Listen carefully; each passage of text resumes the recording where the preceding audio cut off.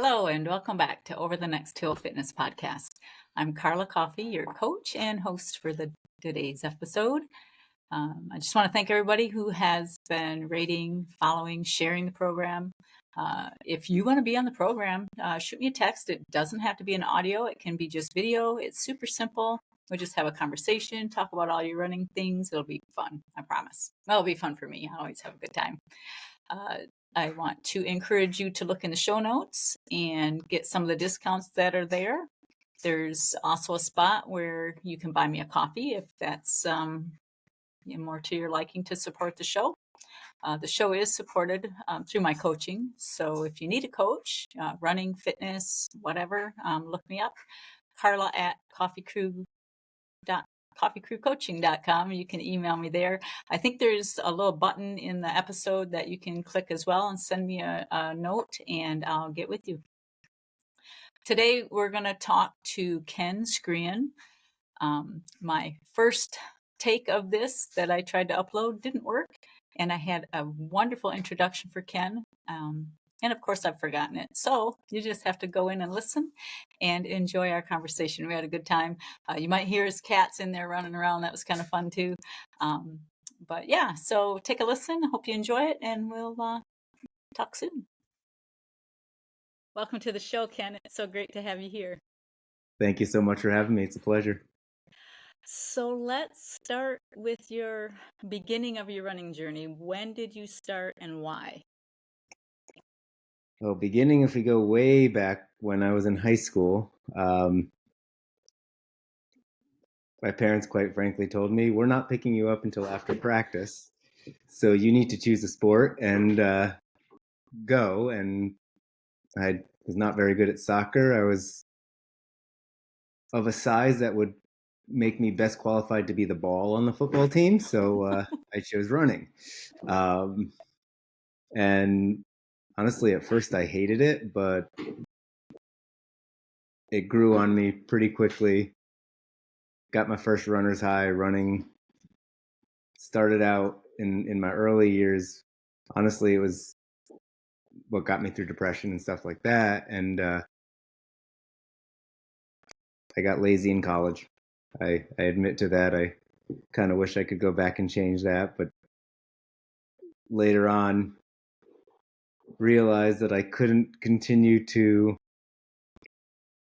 run off of training that I did in high school, and I should probably go out and start running again every day. And that was 12 years ago now, and since then it's kind of snowballed, and running has become the very core of my being. Okay. So you had a little break, and now you've been running for 12 years pretty consecutively. Yeah, I got humbled when I tried to run a marathon with no training in 2012. And when I say no training, I mean like I hadn't run all year, but I still had the 18-year-old young man mentality of I can will my way through it. And I started running. I got about, I think, 8 miles in, and I had to walk the rest of the way. Wow. I would not give myself the permission to quit. The mentality at that point was, you brought this on yourself, you idiot. You're going to pay the price of it. And I had a very long, slow, painful walk and realized that I need to start training. Started training 2013 was the first year that I had actually trained. And ironically, I thought was going to be the first year that I was prepared to run Boston, and I was at the finish line when the bombs went off. It ended up being the event that I was least prepared for in a very different way than I'd ever imagined could be possible. But after going through some PTSD from that, it made running far more important to me than it had ever been. And then it's just built from there. About a year and a half after that, I was bike commuting down to Miami Beach and was hit by a car from behind. I think statistically speaking, at the speed that woman was traveling, there was an 85% chance of fatality. Counting my blessings that despite all the health issues I'm still dealing with, I'm running ultras. Like, I'm the lucky one. But when I lost my business and my home from the brain injury that caused, running was pretty much all that I had left. And I just jumped into it wholeheartedly and said, all right, let's go. And it has been an adventure from there. Wow, I guess. So you ran your first marathon, well, you walked your first marathon, and then right after that, you went to Boston. Okay, so first of all, disclaimer at this point, the culture has changed. Don't do this anymore. But once upon a time, banditing was part of Boston's culture. Oh, wow. I went to Boston College, and in the 90s, early 2000s, there were thousands of bandits. The race announcer would literally be like, all right, bandits, go have fun. It was an unspoken, unwritten rule that don't get in the way. You start after every single official runner started, and you go, and you don't get in the way. And so my first year as a freshman at Boston College, I was out watching the marathon, and everyone that ran by, I couldn't help but think that should be me. So the next year, I went and I jumped in and I ran. So my first marathon was Boston 2000, but I'm not in the results. And again, I'm going to emphasize that culture has changed. Right. Don't do that again. Boston is the only race I ever have or ever will even consider banditing. I know how much work race directors put into things, and with the security concerns now and all the other costs and everything involved, it's a very different world than it was in the year 2000.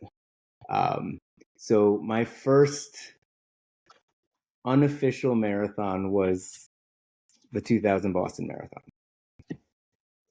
I kept running it every year without training. What's that? As a bandit? Yes. And no training. And no training.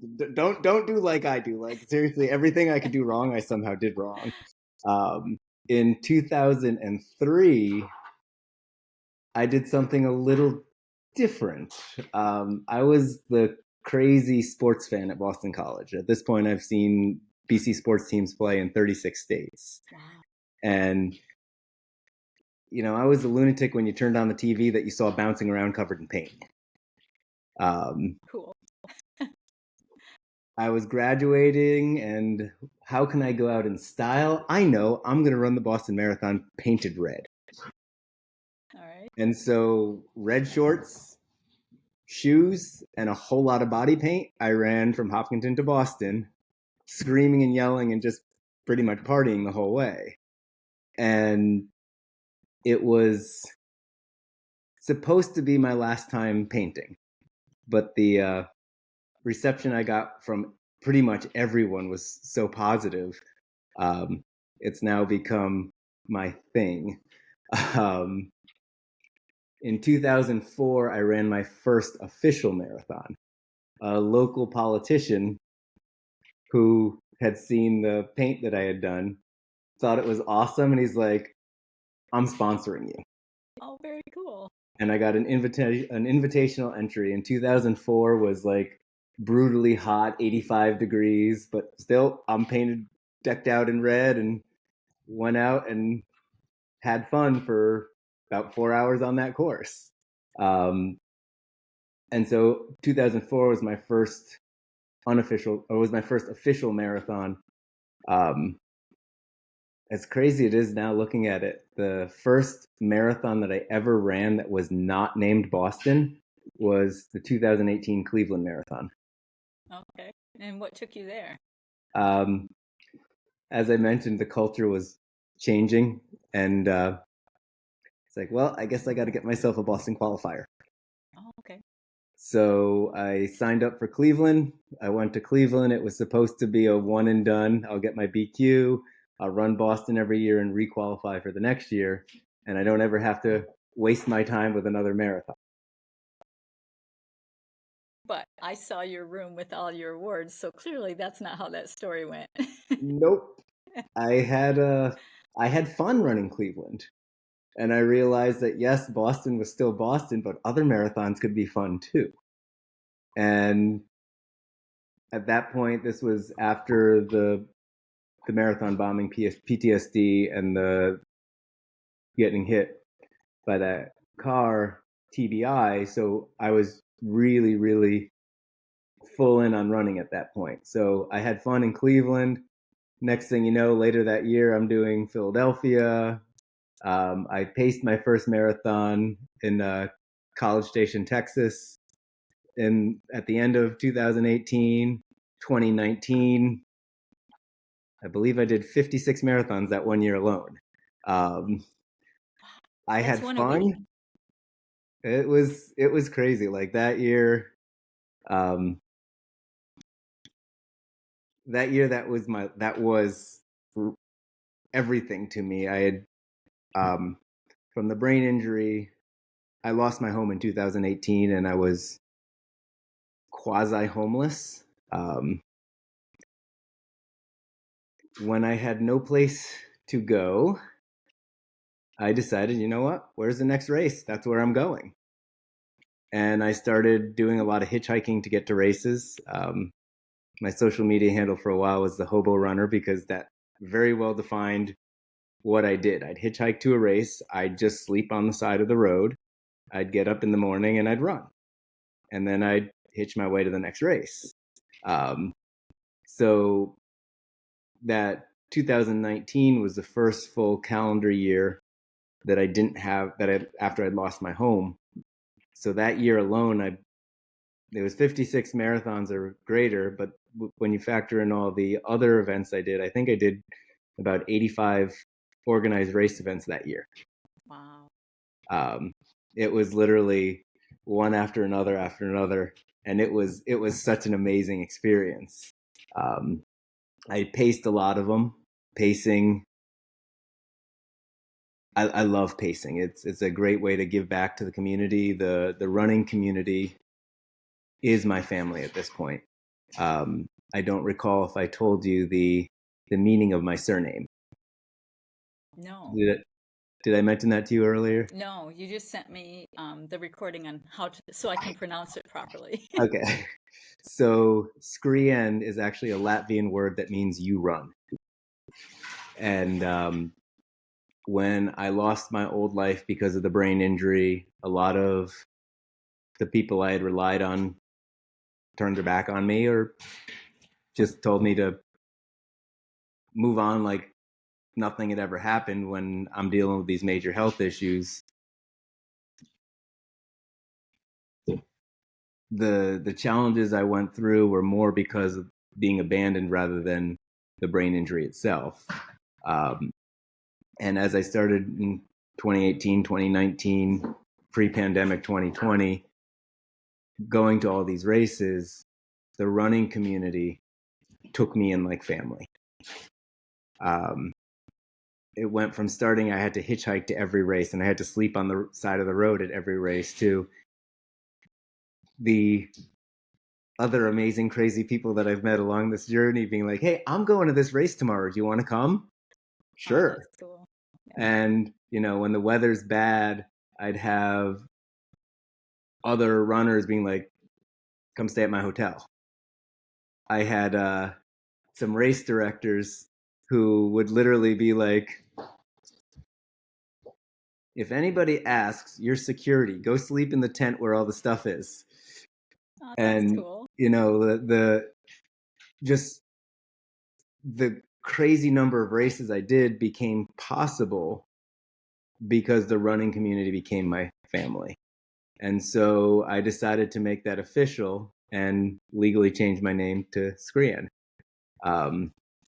And quite literally, the running community is and always will be my family. Yeah, that's a really awesome story. Wow. So, how did your body hold up doing all those races every day? So the mileage was a by necessity gradual increase process. I've always been stronger at longer distances. Even in high school, my high school cross country team, we were one of the best teams in the country. But I was pretty much a scrub on that team. I wasn't fast enough to keep up with the best guys on my team. Like in Connecticut, where I grew up, I would have been like top 2 or 3 runner on every team in the state, except for mine and one other. On mine, I wasn't even top 10. Wow. But my strength was the longer races. I was doing a half marathon every year in high school, and all the guys that would destroy me in the 5K, I'd take the prize in the half. Later on, when I got back into running, the half was my preferred distance. But because of a whole bunch of issues, in large part from the brain injury, I've been dealing with vision issues, so I can't drive. I never actually got my license. I didn't need it living in the city when I bicycled everywhere. Sure. But now I needed my license, but because of visual issues, I can't get it.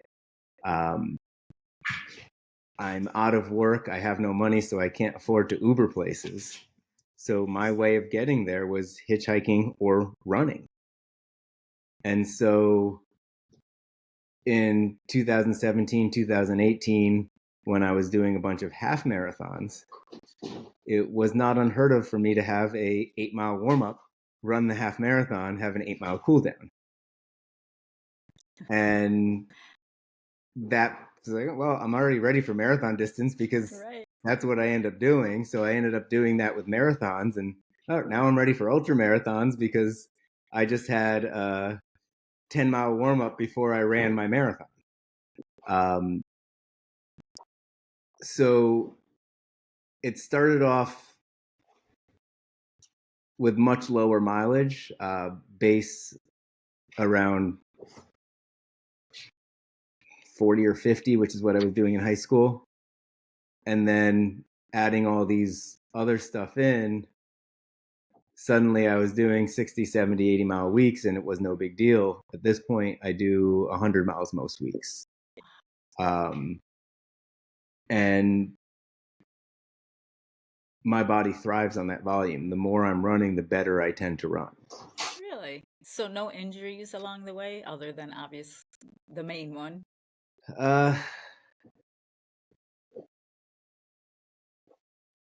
I'm not sure how to answer that. The reality is, because of all the brain injury stuff, I also apparently fractured my L3 vertebrae. There's been ongoing brain, spine, and gut issues for 9 years now. I just learned to deal with them. Um, there have been minor things.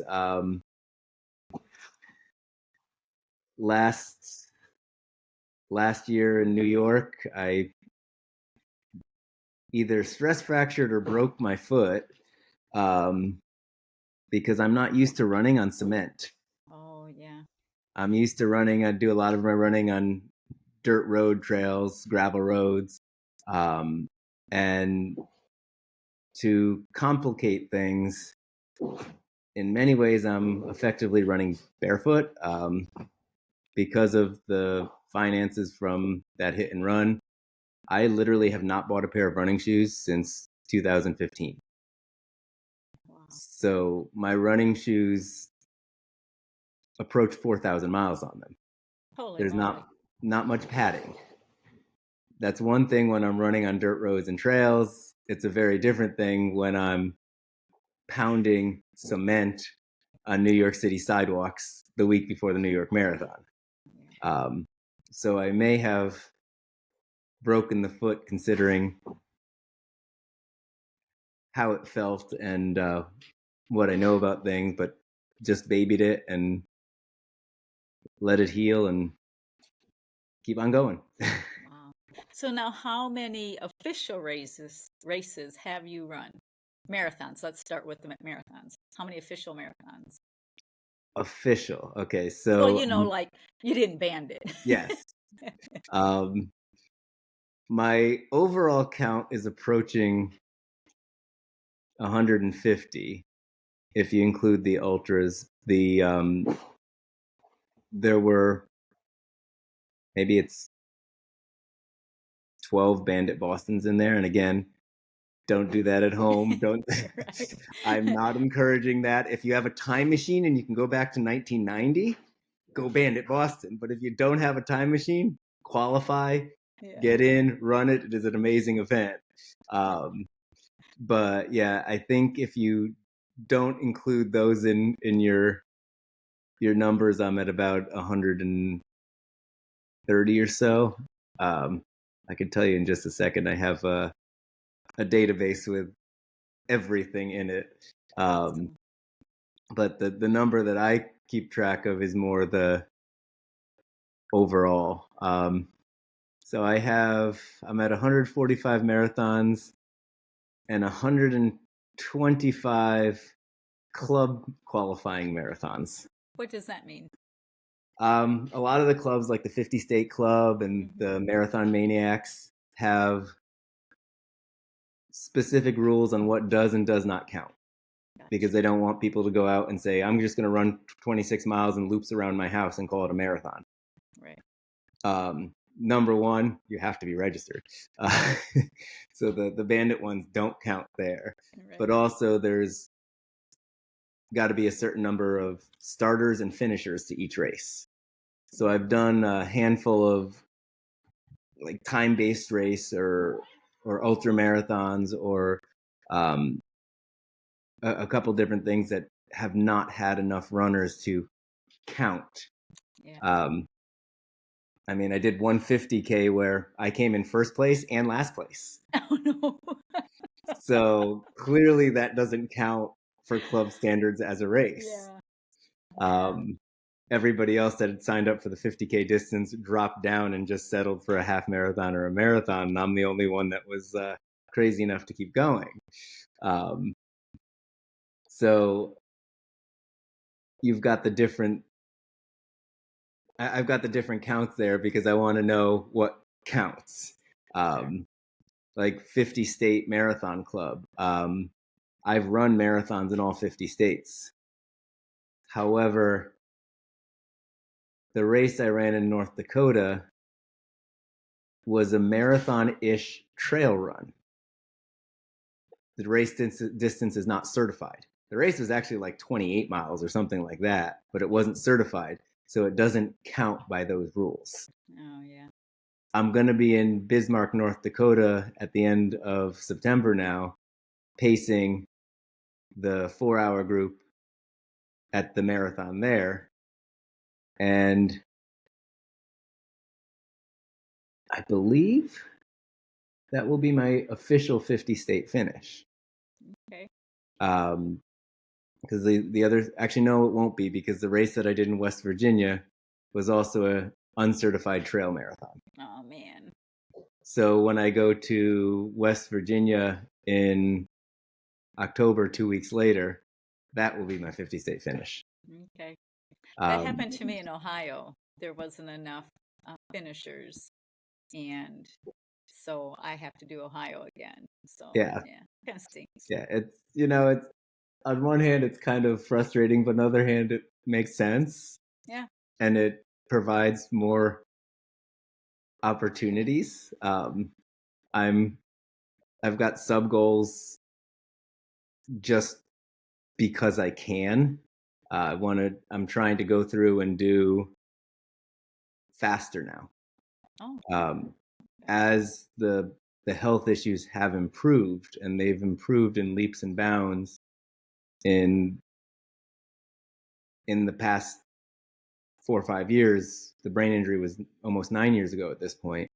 I mean, to give you an idea, I lost my sense of smell and my sense of taste for probably about half a decade.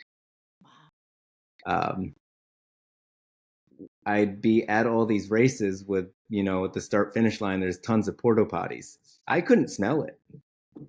So when I started getting my sense of smell back, the first time that I was able to smell that line of porta potties, I was excited. You're the only one. I'm definitely the only one, and it is not an excitement that has continued, but Right. it was one of those things where it's just like after not being able to smell for so long, it's a little victory. Sure. And every little victory is a huge thing.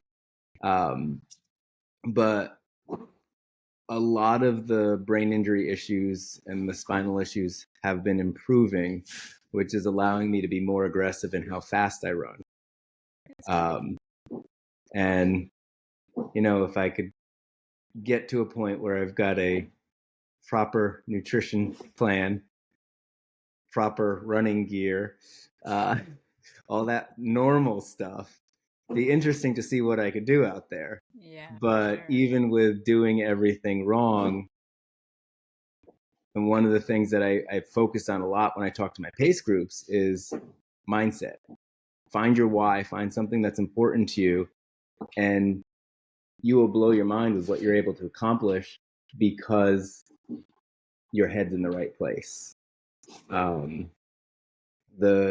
The timing of our interview actually makes this a perfect story. As you see, I have a small army of cats. And I hear them as well. Yes, those are the tinies. They're about 4 months old right now. But I had a running buddy puppy. His name was Hermes. And Hermes was about 2.5 years old when, on Labor Day weekend last year, he was hit by a car and killed.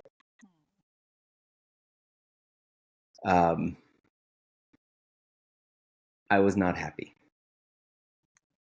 My why when I'm running every day has, since the marathon bombing, been for Dennis, for Sean, for Crystal, for Lou, and for Martin, the 5 that we lost from the bombing itself and in the manhunt afterwards. And that's always what gets me through when things start to suck. But when I lost Hermes,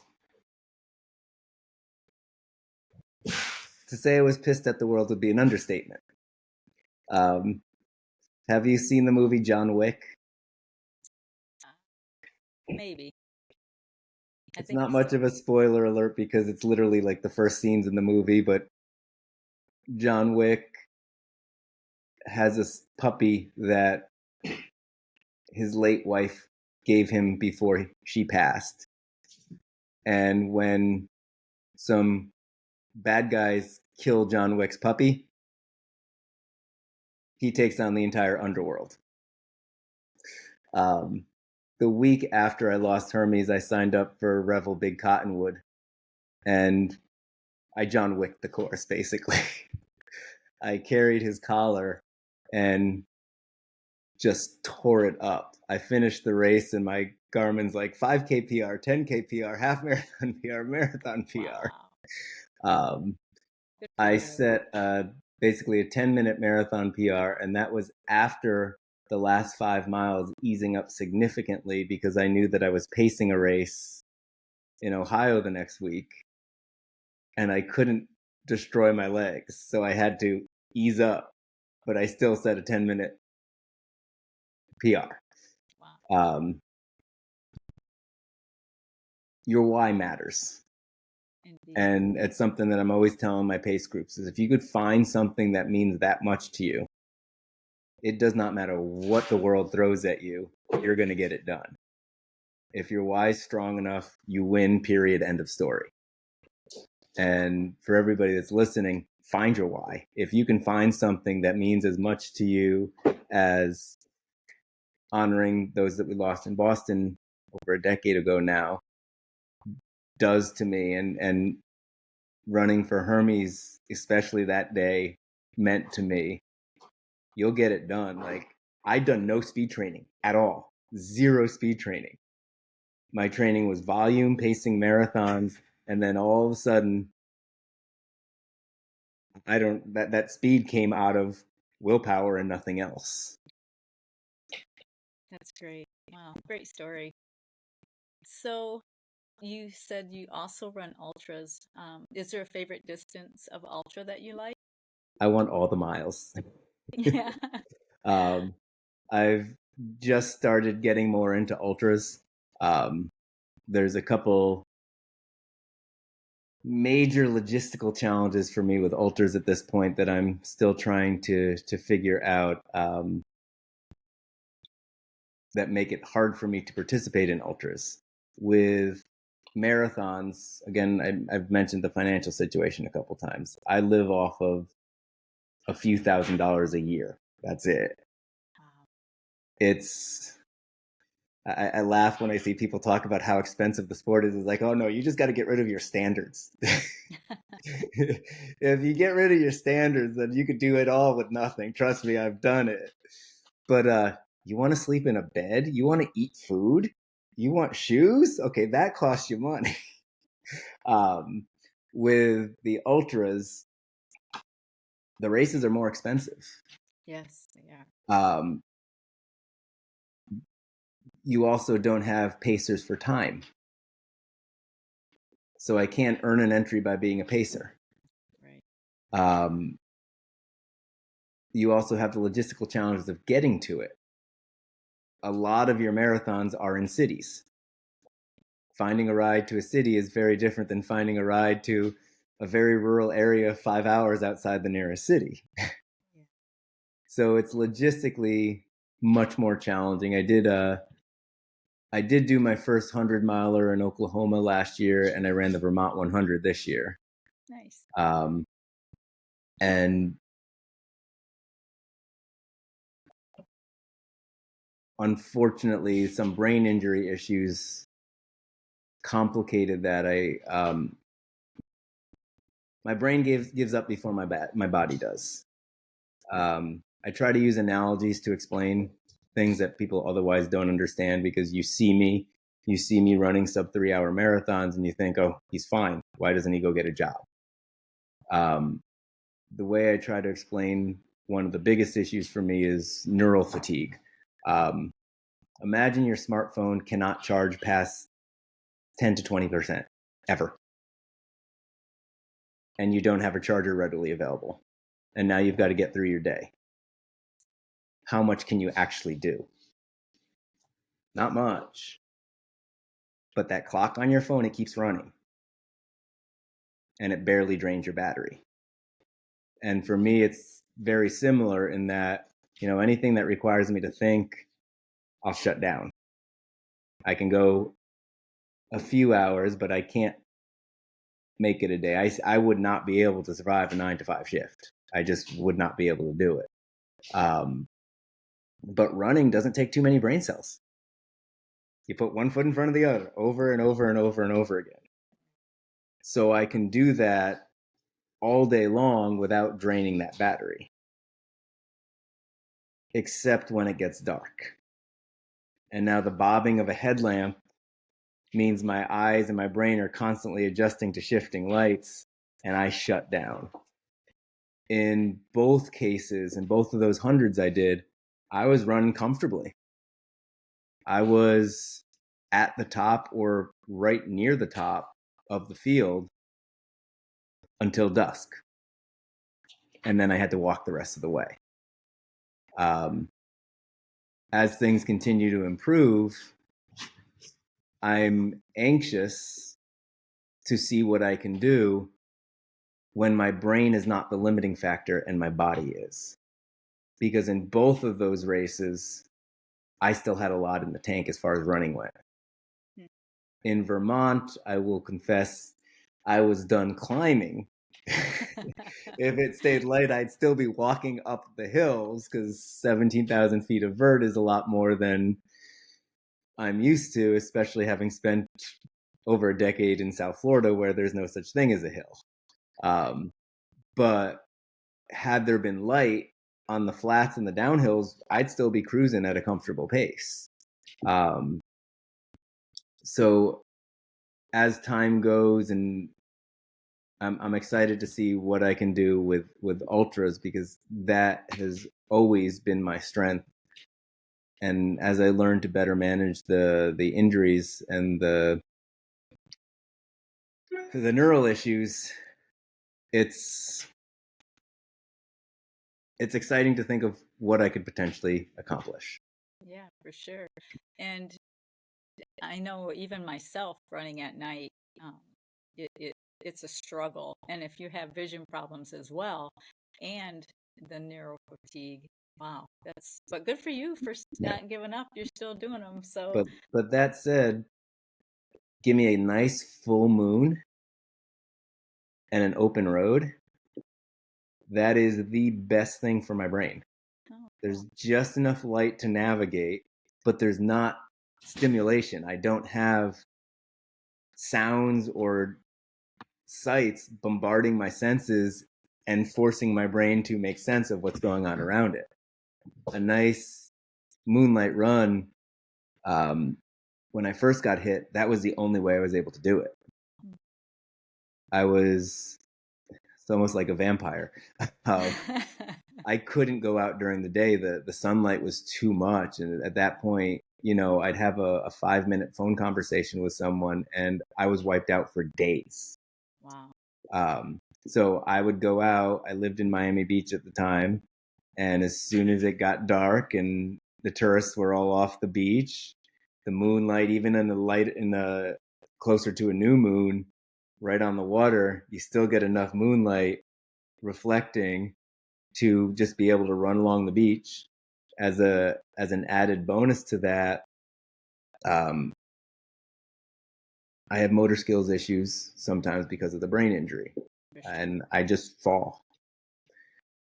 For a while, my mantra was left foot, right foot, face plant is still forward progress.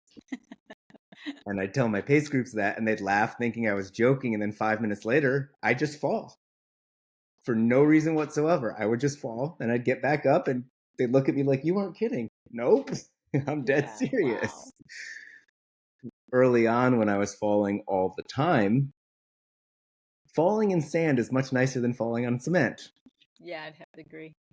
So going out to the beach after the sunset and getting my runs done was the only way I could do it. I didn't mention before, I'm a streak runner.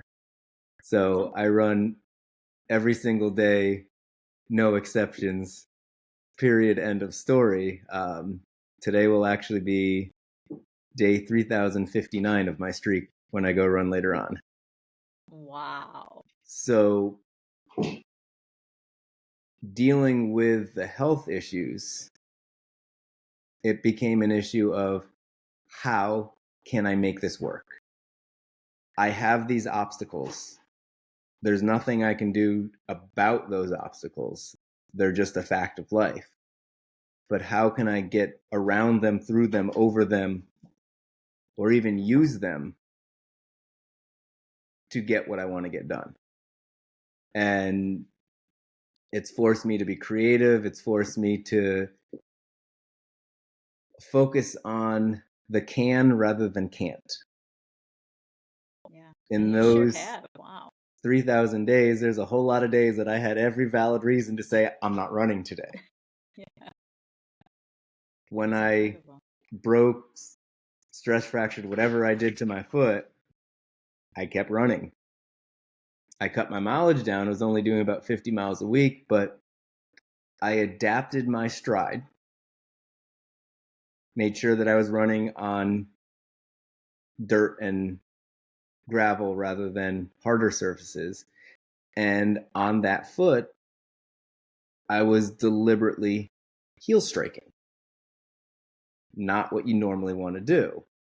Right.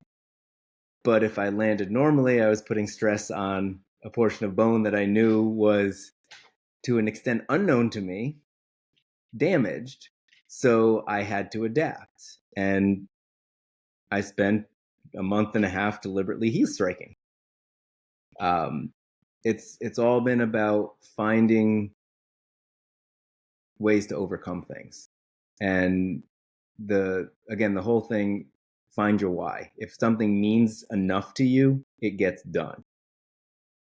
It's something, it's a pet peeve of mine when somebody's like, oh, I could never run a marathon. I call them out on it every single time. It's like, bull. If I had a gun to your head, would you finish? Well, yeah.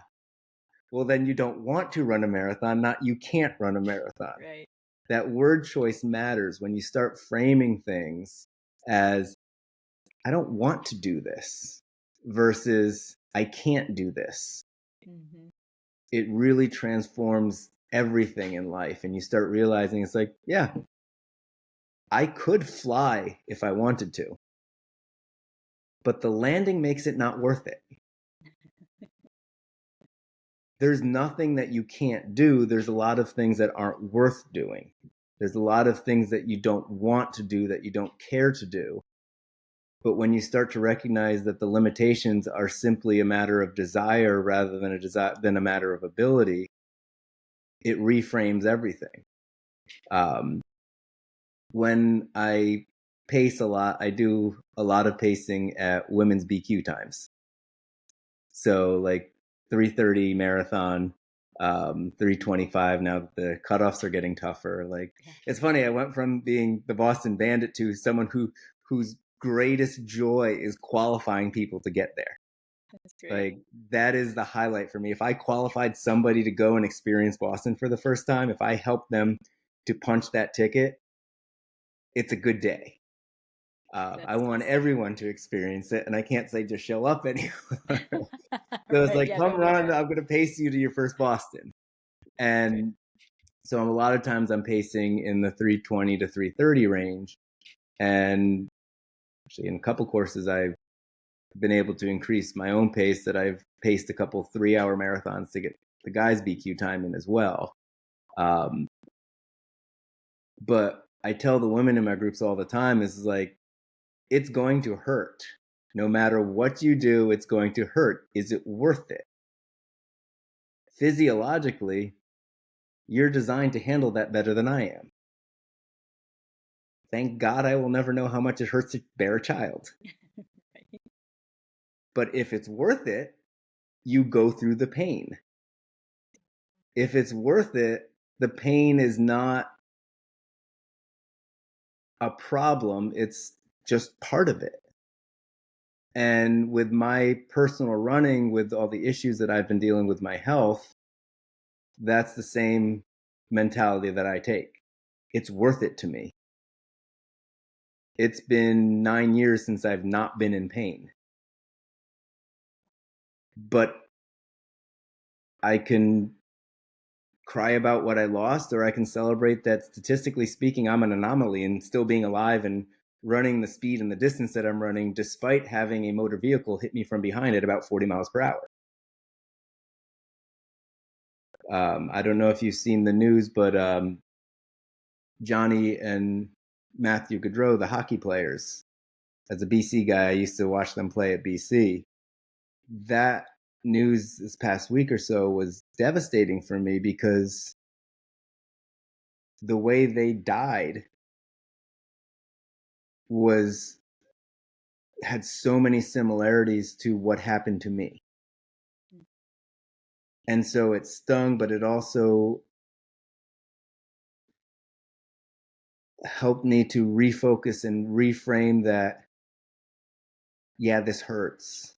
Yeah, this is wrong. Yeah, this is a problem. Yeah, I can't do what I used to be able to do neurologically, but I'm alive. And by so many accounts, I probably shouldn't be. So it all comes down again to the, how do you frame something? How are you going to look? What lens are you going to look at something through? Are you going to look at it as a debilitating problem or a speed bump? Are you going to look at it as, this is the end, that wall's too high to climb, or how awesome is the view going to be when I get to the top? It's such a great outlook on life that you just don't get that from very many people. So we really appreciate hearing that, as obviously in our world, not as many people can have that kind of outlook with what you've gone through. I hate to say it, but when the pandemic happened and everything started shutting down, I was just cringing. It was like, oh man, people have no idea how to handle adversity. Yeah. I mean, there was a lot of things that by necessity had to change. And I'm not challenging that, but the way your average person responded to that adversity, the it was just wow. People need to focus on what really matters. It's like, okay, yes, we can't do this, but we're alive. Right. Yeah. Why There's a are lot we of other crying things we about can what do. we can't do when Yeah. we're alive and there's all these other things that we can do? Right. And again, pacing, I keep mentioning that because it's one of my favorite things to do is like I love I love organized race events. If I there's a race that you could pace that like right now seems out of reach, what would it be? What would be like your ultimate race to pace? so for me it's the pacing is 100% about helping people. The more people I can help, the more tickets to Boston that I can help people punch, um, the happier I am. So simple mathematics on that, the bigger the race, the more people I can help. So pacing London, pacing Chicago, pacing Berlin, I'd love to do those. Pacing Tokyo, I'd love to do those because the groups would be massive. Yeah. There's a lot of the races like when I'm in North Dakota later on this month, at 4 hours, I might have a couple people with me at the finish. It's a smaller race. Um, there's been a couple races that I've paced, and I finish in the top 10 as a pacer. Um, if I'm pacing and I don't have someone in my group, that's not fun. But the bigger my group, the more that everybody else's energy, I feed off of and amplify it. And that's how I've always been. Whether it was the crazy fan at the Boston College games or pacing. If I've got an energetic group, I'll amp that up to another level. Awesome. I love when I've got groups. I've had races where I've had a group of a couple people and we get into conversation and again, focus is what you're focusing on matters.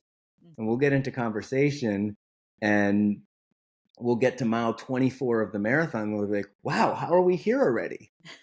And these are Yeah. people who are going for a 5-minute PR. They get to mile 24, they're still conversational, running 5 minutes faster than they've ever run in their life. And it's frustrating and funny to see that once they notice that they're a mile 24, something in the back of their head is saying, it's supposed to hurt right now. So they go from being conversational to just in a split second. And it's just like, no, it's what you're focusing on. Right. If you're focusing, if we're having fun as a pace group, those miles fly by. But if you're focusing on, oh man, I still got so many miles left to go, it's gonna hurt more. And having those groups is so rewarding. Seeing those goals just get demolished. And one of my highlights I wasn't even an official pacer. There was a race I did. Um, the race director, I learned to swallow my pride early when my whole life blew up on me. And I'd reach out to race directors and be like, look, here's my situation. I have no money, but I have time. What can I do to earn an entry? I can't give you $150 because that's 33% of what I have for the entire month. But I got all day. Tell me what to do. And the vast majority of race directors would work with me. I've done so many packet pickups. I've done so many course markings. I've done so many breakdowns after the races. Like I've done pretty much all the secondary roles of race organization. I know what's involved, so I'm a great worker for them because it's not my first rodeo. And it's allowed me to do, I told you, I did like 85 races. I think the only races I actually paid for that year were the majors. So you've done the majors too. Yes, I did also. I told you I did the body paint. When I decided to do the majors, I pride myself on not being normal. It's like, oh, thousands of people have run all 6 majors, but how many have run them in body paint? How'd that go in Tokyo? Because they're kind of strict, aren't they? I was basically a giant Japanese flag. Okay. So I did. They do have strict rules, but paint is makeup. It's not a costume. Fair. So I'm not violating any rules. And while Tokyo does have strict rules about political messages and religious messages and so on and so forth, basically being a giant Japanese flag is not going to offend anybody in Tokyo. It's their flag, yeah. So when I decided to do the majors, to paint the majors, it's like, do I continue doing what I do in Boston? And my Boston at BC, my thing was red face with a gold cross on my face. I rode crew, and that was the design on our oar. And BC's a Jesuit Catholic school, so that was a perfect fit for being the crazy BC fan. I was a BC super fan. I was at more games than the mascot was. And the red paint with the gold cross on my face was my thing. That's cool. And so I kept that for Boston, and for the Boston Marathon, I've done that every time I've run Boston, with the exception of 2021. 2021, I inverted the colors because 2021 was not on Patriots Day. It was because of the pandemic, they had moved it to the fall. And they said, well, the red body paint is a Patriots Day tradition. I'm doing something slightly different, and I painted gold with the red offset. There But you go. in 2019, when I decided to do the majors, is like, do I do everything BC colors, or do I do it different? And I decided I'd do each major a different color. So after I did Boston, I did London. So what should I paint myself for London? I'll paint for the charity I'm running for. That one I did fundraising for Action on Hearing Loss. And I wasn't even thinking, I'll just paint whatever their colors are. Went to their website. Oh, looks like I'm purple and pink. So I kept the cross design on my face. I did all purple with a pink cross and a pink Action on Hearing Loss logo on my chest. And then Berlin, I basically I started to make it so that each race, the colors were something related to the location in some way, shape, or form. So when I did Berlin, I was yellow with red cross and a black German eagle design on my chest. So they're flag colors. I went to Chicago and I did blue with a flesh colored stripe and 3 red stars on my chest. So basically the Chicago flag with a yellow cross on my face. Inadvertently, I didn't realize it. I was Sweden. So I got a whole lot of "Go Sweden," and it took me a while to figure out they were cheering for me. New York, I did painted green with a Statue of Liberty design in white on my chest. So basically, I was a Statue of Liberty. And a lot of the New Yorkers started calling me Mr. Liberty. I'm like, cool, I could run with that. Yeah. And then when I did Tokyo, it was red and white. I was inadvertently a Brit because I had the white face with a red cross on it. But I also, most predominantly, people noticed the big red sun on my chest. I was a giant Japanese flag. I'm annually continuing to do Boston and New York painted. That's very cool. And the crowds go nuts when I go by, and it's just so much fun. Yeah, The paint's a huge project, but it's so worth it. And I mean, we're 50 something days from New York. I'll be painted green again. I changed my offset color to orange because that's what the NYR chose as their color for branding for the race going forward. That's very cool. Well, we are going to need to wrap this up. Do you have any last thoughts or words for my listeners that we need to know? Again, to focus on the whole mindset matters, find your why, and another in the same line of thought as that is the mentality that numbers are somebody else's standards.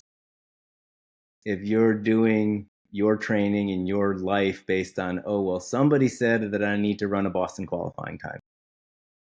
Why are you judging yourself based on their standards? Run your best, choose aggressive standards based on yourself, and those other standards just naturally happen. If you're chasing after a BQ, that Boston qualifying time becomes a mental roadblock. And even if you're physically capable of it, something in the back of your mind telling you this is unachievable. So don't set your goal as your BQ time, set your goal as your New York qualifying time, which is about 15 minutes faster. And then you have a bad day and you still qualified for Boston by 10 minutes. There you go. Numbers are somebody else's standards. If you're focusing on their standards, you're not achieving your potential. If you focus on who you are, what you're capable of doing, and stop judging yourself by those standards, you blow yourself away with what you're capable of.